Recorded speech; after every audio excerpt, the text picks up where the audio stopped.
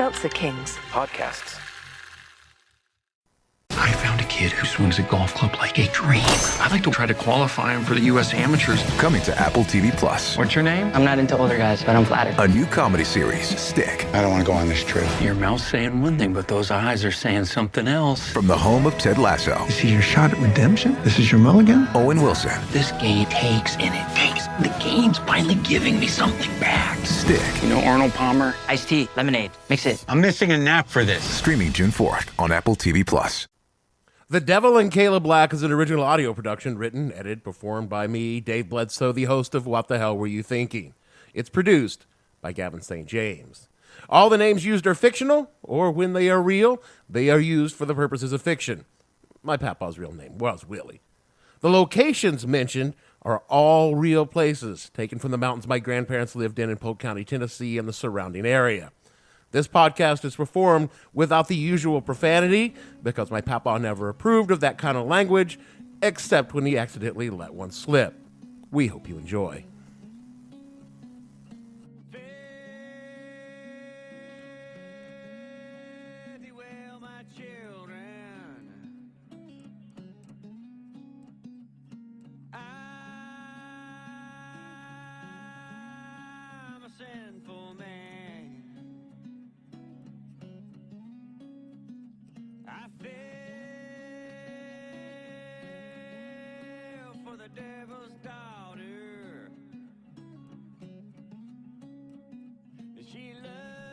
My Papaw used to tell me that if you found one man that spoke well about Caleb Black, he'd be lying because he owed him money.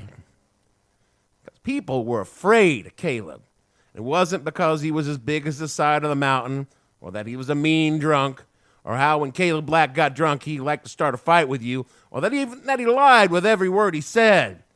And it wasn't that some people said that Caleb had beat his wife to death one night when he was drunk.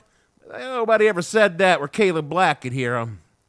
All of those things are true, but there was a lot of men in the mountains those days you could say the same of. No, sir. People were afraid of Caleb Black because that man had done a deal with the devil. The story that my Papaw told me, he said had come from Caleb himself because when Caleb was deep in his whiskey, he loved to talk. And no one with any sense was going to tell Caleb to shut up. And he would almost brag about the story in the early years, but as the years went by, his tone would change. And the story as it was told in the hollers of eastern Tennessee that old Caleb Black had gone deep back in the mountains looking for a place to hide his moonshine still where no one would ever find him. The revenue men had come thick down the hollers chasing a lingo moonshine, and not even the sheriff could keep him out anymore. So old Caleb, who was a bootlegger 5 generations deep, decided his still would be so far back and beyond, no one would ever find it. And then Caleb would tell the revenue men where everyone else's stills were, so he could have the only white lightning in that quarter of the state. So it was in the late fall of 1926 that Caleb took an old mule named Ashes, loaded it down with his pot and his coils, his corn and sugar and yeast, and began winding his way back and beyond Towie Mountain, working his way up Coker Creek. There ain't many folks back there today, but in 1926, it was all empty hollers. And some of them were so deep the light of the sun don't even make it down to the bottom of them. There were places so far back that maybe nobody had walked there since the last days of the Cherokee before Andy Jackson had turned them off their lands. But Caleb was a man of the mountains. He knew the ways in, the ways out. He knew the places and how to follow the branches that led to the creek as they grew smaller and smaller until he could finally come up to the little springs that bubble out of the rock on the mountain. And the smaller the branch, Caleb believed, the deeper the holler, and he wanted the deepest, darkest holler he could find. Somewhere way out past Coker Creek, north of Buck Ball. Maybe as far out as the North Carolina line. Not that that meant anything when you were so deep in the mountains. And he hit up on this branch that led back between 2 steep saddles rising up east and west. And that led to a narrow little holler, maybe 2-3 miles long. And in this holler, he found a cold water spring running clear from a cleft in the stone. And that's where he tied up his old mule Ashes and set to putting together his still. And as the darkness deepened, and it got dark early in that holler, he built himself a good fire, fished himself a jug of his finest corn out of his bags, and proceeded to get himself nice and mellow because he felt real good about this place. Yeah, it was a long haul in and out, But he was sure no revenue man or anyone else would ever find him or is still so far from anything or anyone. Which is why what happened next come as such a rude surprise, because sometime on towards midnight he woke up with a fearful need to take himself a piss. So he got up, staggered off a little ways to get out the watershed, did his deed, and turned back to the fire to find an old fella sitting on a stump right there at the edge of his firelight. Now, this old geezer was wearing him some grubby denim overalls, beat-up leather boots, a thick flannel shirt, and a greasy red hat perched well back on his head. And he grinned up at Caleb Black as Caleb let out a shout. There wasn't fear, because Caleb wasn't afraid of anything, but it was more like surprise. That's what it was.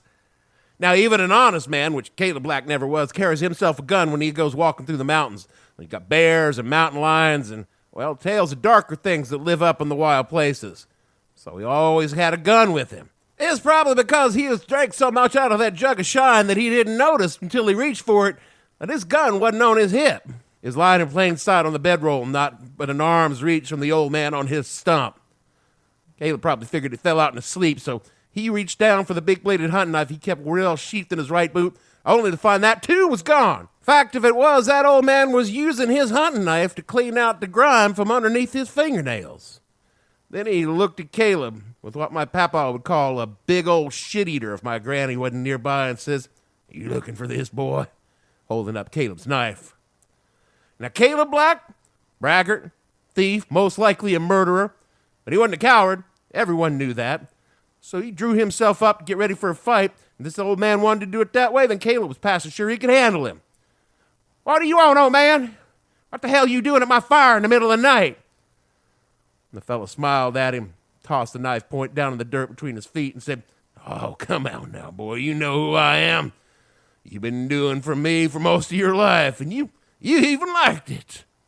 I ain't never laid eyes on you before, and I sure as hell never done no work for you. Now I'm going to ask you just once more, who are you and what the hell are you doing here?" The old man stood up. He's tall, lean. His clothes hung on him like a scarecrow, but he didn't seem the least bit worried about the big man about to set on him. He said, "Oh, come on now, boy. You know me. You know the kind of work you did. That bit with them Duffy cousins down in Etowah. Or how about old Elvin Cooley on Owl Creek? You took care of that Cherokee boy who was having troubles with for him. And let's not forget Melly." Now, Melly was the name of Caleb's now late wife. And the old man gave him a big, toothless grin and said, "You did all that for me, and you did so much more. I'm real pleased with it. That's why I come up here to find you, make you an offer for a full-time position." Now, Caleb knew full well what the old man was talking about, but he couldn't for the life of him figure out how the old man knew all those things, because they weren't the kind of thing you would talk about unless it was years later and you had done so many worse things and gotten clean away with it that you weren't afraid of them anymore. But on that night, he got a funny feeling in the pit of his stomach that in another man some might call fear, but in Caleb Black it was something more like concern. This wasn't anyone that he had run with or run with any of the rougher crowd in East Tennessee, because they all knew each other, or at least of each other. And the same went for folks over in North Carolina and North Georgia as well. And the old man looked old enough to have maybe run with Caleb's daddy, dead now for 20 years at the end of a shotgun in the hands of a Chattanooga sheriff. But he didn't think so. So Caleb looked hard at this old man, and he whispered, "What is your name?" "Oh, I've been known by a fair number of them. Back when this was Cherokee land, they called me Chikalu. And then when the first white folks crossed the mountain, some of them called me Clutie. I always been kind of fond of that one. Now, these days, I reckon I'm going by Nick Scratch. It's kind of a play on words, you know. Nicks and Scratches. You can just call me Nick." And he held out a long, bony arm to shake hands, and without thinking, Caleb took it and shook it. "Sit on down, boy," he said. "We got some stuff to talk over." Now, like I said, Caleb Black, no coward, but he wasn't no stupid man either. He had a fair good idea who the old man was telling him he was, because he'd done his churching when he was little for all the good it'd done him. And he's a man of the mountains, and he knew sure as anything that dark things roam the mountains that were a danger to men. He just never reckoned he would meet one in a deep holler in the middle of the night. And another man, Even a brave man or a bad man such as himself probably would have run off and hide and wait for the sunrise such as it was, but he had never been one to run away from anything, and he wasn't about to start now. So if old Scratch was here for him tonight, well, he'd make sure he didn't go down easy. "What is it you're offering me, old man?" he said, sitting down in his blankets. "Well, first I'm going to pull off your jug there if you don't mind." Nick pointed towards the shine sitting nearby, and after he took himself a long pull, he wiped his lips and said, "Long and short of it, I want your soul." "There it is to say you's already got it, boy." "Yeah, that might be true, but I want every little bit of it. I want it all nice and sewn up, so you can't be turning to religion in some fit of fear or something right up before the end. You'd be surprised how many men like you who done nothing but wrong all their life manage to find religion right before the end and get away with it. No, sir. I want your soul. I want it nice and legal, and I want it with the old rights observed and the bonds unbreakable." Caleb pursed his lips, nodded, reached out for his jug, took himself a long draw before asking, "Well, what you gonna give me for it?" "You get 23 years. "That don't seem that much," Caleb said, taking another pull for his jug. "Oh, but they gonna be good years, boy. Healthy, wealthy, powerful. You could own this little corner of the world and ain't no one gonna touch you. The folks around here are afraid of you now, but they will live in terror of you for all them years. You'll have money, women, and the law will pretend you don't even exist, less than they need something from you. Your plan to run shine out of this little holler will seem as tiny and pointless as it is compared to the gifts I will give you. If you want to walk in the halls of power and play at politics, you will. If you want to run in the shadows and have all the bad men bowing down to you, you will.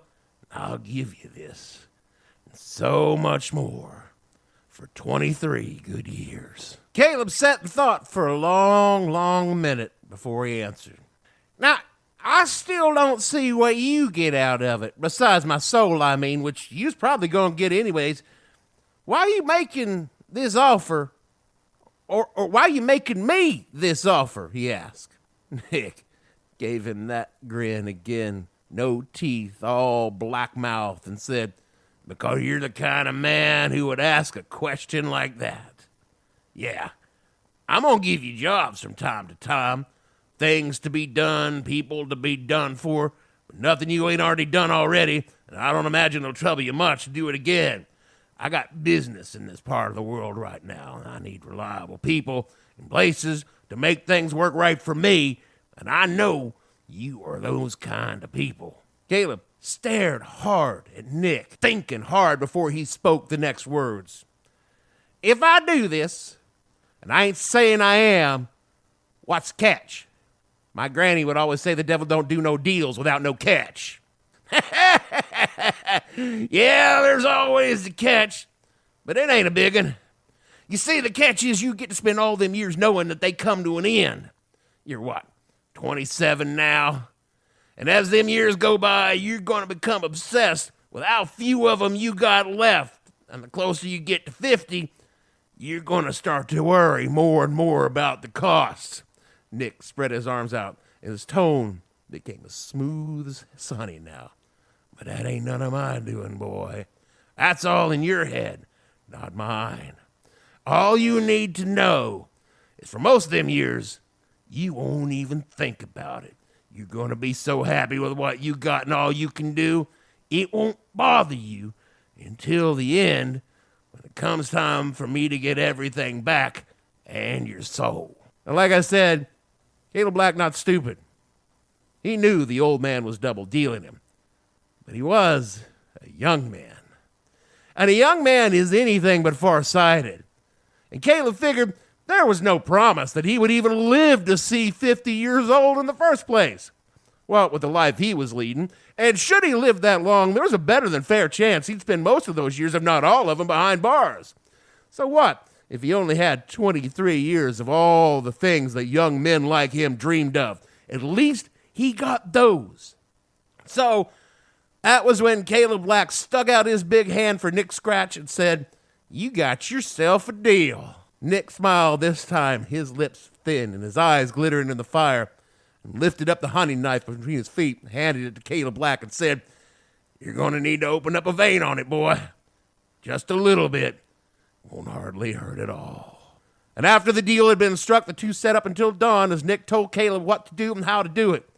Just as the sky was starting to turn that pearly gray, letting you know that the sun was coming up in that part of the world, Nick Scratch stood up, dusted off his overalls, walked off into the deep shadows of the holler, and Caleb Black took Ashes the mule, walked out, leaving us still behind.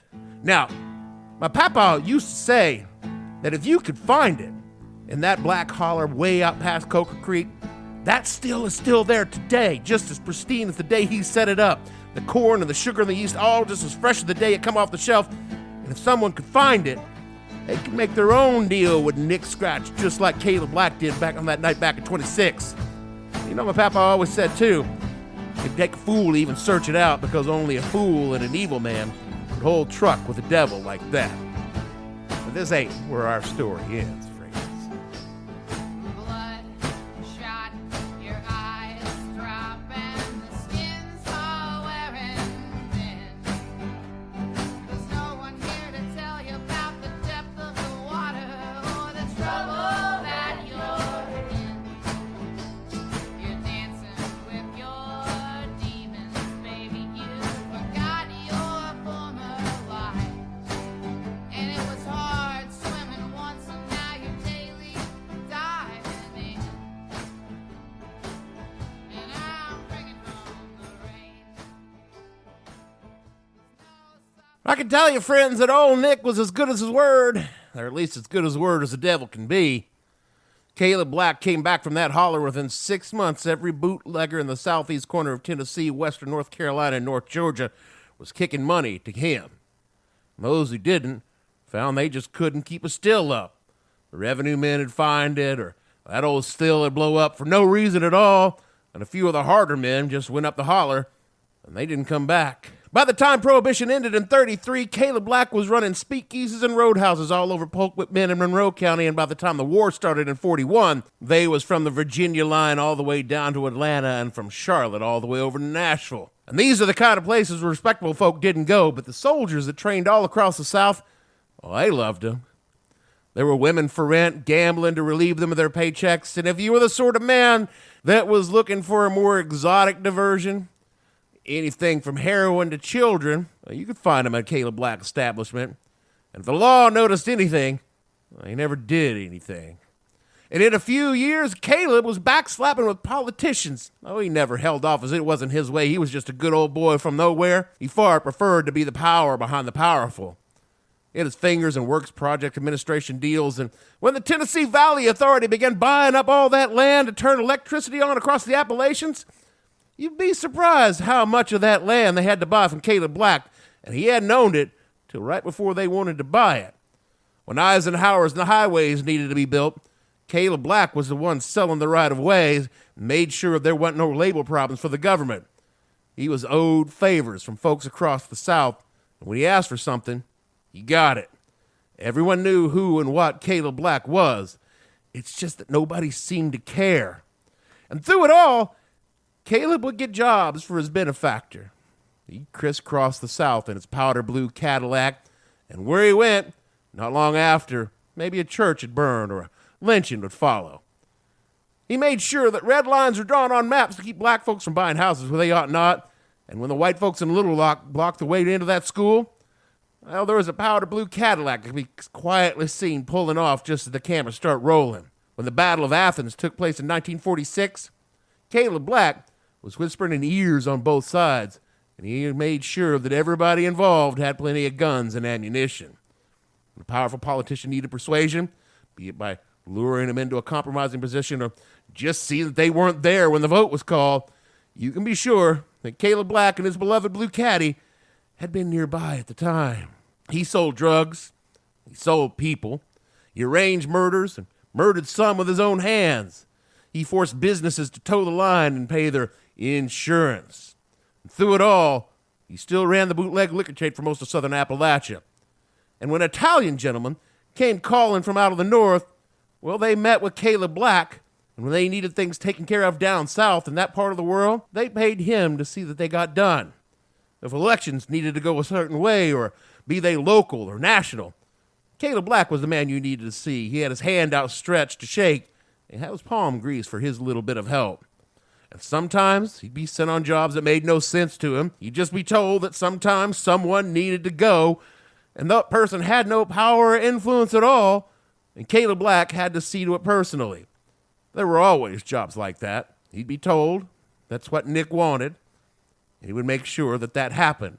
And for 20 years, Caleb Black was the happiest man in Southeast Tennessee. And it was right around this time that my Papaw knew him. Maybe he was 57, maybe he was 58. Because for all of his money and power, Caleb Black never left Polk County. He lived in a big house just east of Benton. And because he'd never left behind his roots as a moonshiners, all the local shiners would still come to his house personally and drop off payments to the big mans, just like they did back in 26, 27. Now, the amount of money was pitiful because by that time, illegal whiskey wasn't anywhere near the kind of income Caleb was seeing from all of his other jobs. He just happened to come around, and he'd make them sit and listen to him and talk about the good old days.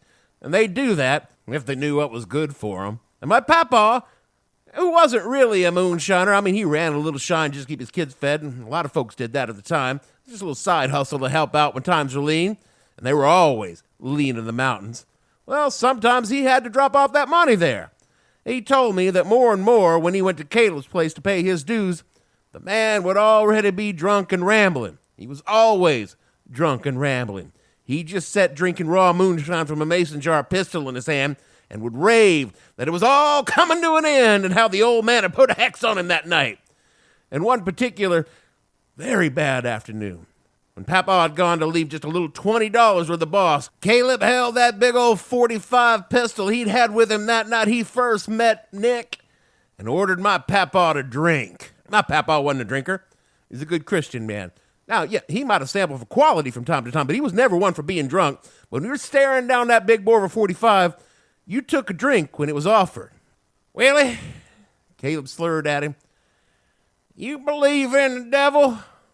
My Papaw said truthfully, yeah, because he did believe in the devil. Willie, you believe the devil can still take a man's soul even if he were to repent of all his sins? Now, my Papaw knew that Caleb Black was many things.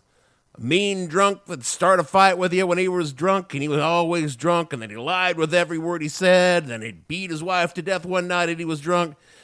And he knew that Caleb Black had done terrible things and gotten away with them scot-free. And he even knew that Caleb Black had done a deal with the devil because Caleb Black had told a lot of people that story by now. But he was still real careful about what he answered. He said, he reckoned, you're truly sorry about what you did, and you asked Jesus to forgive you. Well, he reckoned that might work. Caleb Black looked at him, tears running down his eyes, and he put that pistol on the table and drained his mason jar full of moonshine and stared at him and said, yeah? But what if you ain't sorry, you's just real scared, and passed out? My Papaw got up and left that house, and he never went back again. In the fall of 1958, the United States government came for Caleb Black. Hoover's G-men came quiet-like in the night and just ran up on his house outside of Benton, and by the time they were done, Caleb Black was sitting in a jail cell in Atlanta. They had it all. They had his money, his property, his fancy political friends all turned his back on him. The federal government had took apart his little empire from the roots. I even came asking my Papaw about him, but he kept quiet on that, like one does if they know what's good for him.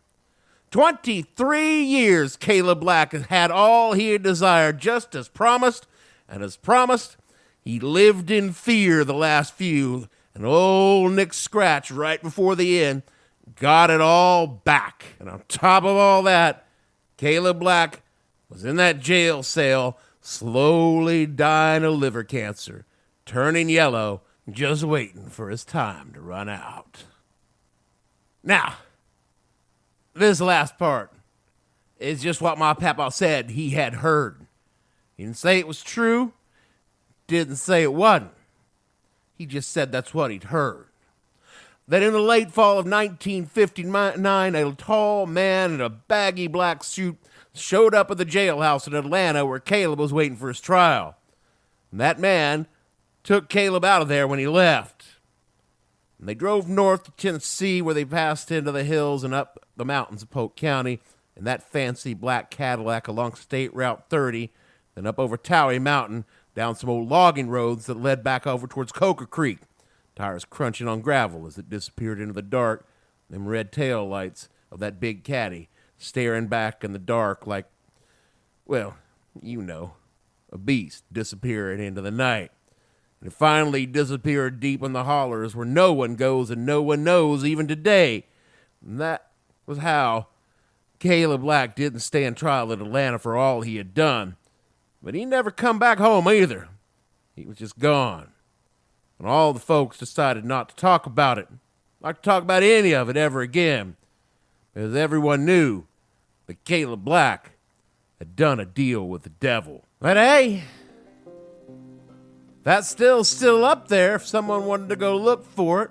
Its copper coils running off into a barrel, the pot setting over a fire ready to be stoked, the yeast and sugar and corn just piled up like it just come off old ash. If you were to wander deep enough back in the hollers, you might find it. Light that fire beneath the boiler and settle down for the mash to come up. And just wait to see who might come out of the dark with a deal for you. I'm going home to see my mother. I'm going home, no more to roam.